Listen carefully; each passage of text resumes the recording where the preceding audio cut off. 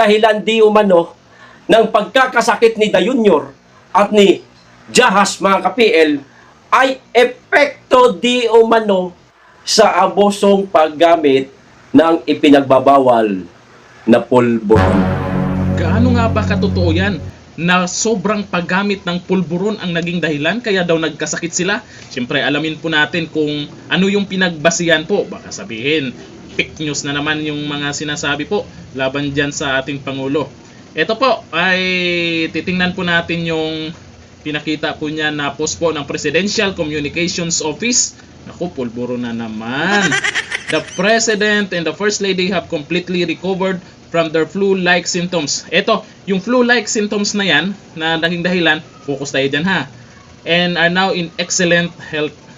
Their attending physician has confirmed that they are free from all symptoms, enabling them to promptly return their regular duties effective immediately.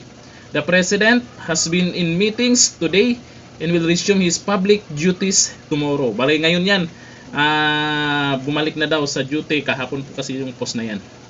Ito na yung ginawa niyang basihan. Naku po, nagkasakit daw, nagkaroon daw ng flu-like symptoms nang dahil sa sobrang paggamit ng pulburon. Gaano nga ba katotoo ito o sadyang paninira lang ito? At tandaan nyo, nabuhay ulit yung usapin ng pulburon video. Eto na. Ito galing mismo diyan sa vlogger na yan. At ito yung FHE Health. Ito yung na-search niya. Ang nakalagay po kasi diyan, naku, flu-like symptoms, a sign of. Gaano nga ba katotoo yan? Kayo na po ba lang humusga?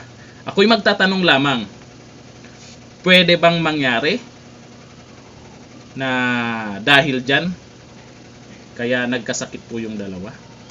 Ako'y nagtatanong lamang kasi malay ko ba dyan?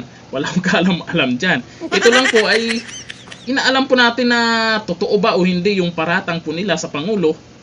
Kasi kung totoo man, siyempre tayong taong bayan naman po ang apektado dyan na may ganyan tayong Pangulo. Pero kung hindi man totoo, at least mapag-usapan natin kung sino-sino yung mga gustong siraan lang po si PBBM. Yan yung basihan. Pero naman dyan sa FHC Health po ay may question mark pa naman. Hindi pa naman nila sinabi na 100% ay sa sobrang paggamit ng pulburon daw. Ano kayo masasabi niyo po? Comment down below. Hanggang dito lang. Thank you. Bye-bye.